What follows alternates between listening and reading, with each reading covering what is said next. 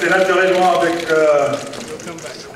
beaucoup d'émotion que je m'adresse à vous aujourd'hui.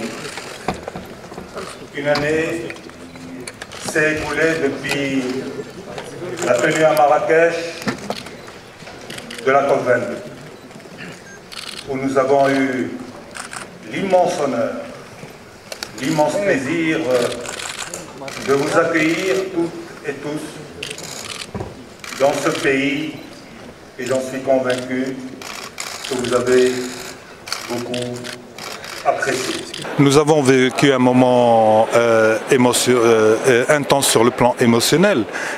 C'est le moment de la passation d'une présidence à une autre. Je suis heureux de constater à quel point la présidence marocaine a été appréciée. Appréciée par toutes les parties. Appréciée pour son sérieux, pour son engagement.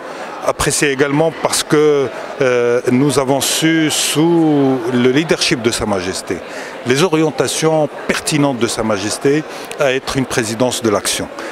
L'action, c'est le progrès. Et c'est cela qui a été notre leitmotiv.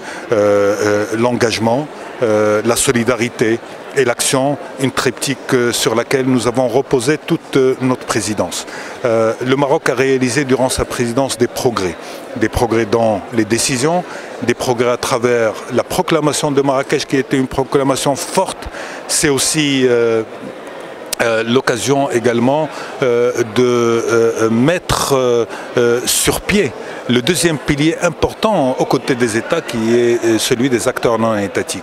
Aujourd'hui, grâce à la présidence marocaine, à l'engagement du Maroc, nous avons les deux piliers qui sont aujourd'hui forts, qui travaillent ensemble, mais non pas un en face de l'autre. C'est un état d'esprit qu'il faut faire évoluer, mais nous sommes heureux de constater aujourd'hui que nous avons pu créer cette dynamique, cette synergie combien importante pour faire face aux défis qui sont les nôtres. Nous sommes heureux également d'avoir fait de sorte, sous le leadership de Sa Majesté, de faire de l'Afrique un acteur majeur dans les changements climatiques, un acteur agissant, un acteur qui assume ses responsabilités et un acteur qui s'engage. S'engager, c'est traduire cela en ambition nationale. Et l'Afrique a réalisé des pas importants. Nous avons aussi été une présidence qui a veillé à ce que la notion de solidarité soit forte. Nous faisons face à des phénomènes extrêmes.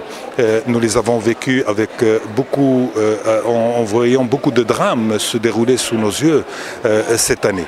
Ceci rappelle l'urgence. Et l'urgence signifie qu'il faut prendre des engagements, il faut agir sur le terrain, mais il faut être solidaire. Les pays qui ont été à l'origine des changements climatiques ou de l'aggravation des changements climatiques ont pris des engagements sur les 100 milliards, sur la facilitation de transfert de technologie, sur le renforcement de compétences. Nous avons veillé et nous continuons à insister sur la responsabilité qui est la leur de respecter leurs engagements. La COP23 est une étape importante et on le sait. Il faut que la dynamique se poursuive. Nous avons été aux côtés de Fidji durant toute cette phase-là pour faciliter le passage de témoins. Et Fidji nous a sollicité pour présider le dialogue de facilitation, le pré-2020.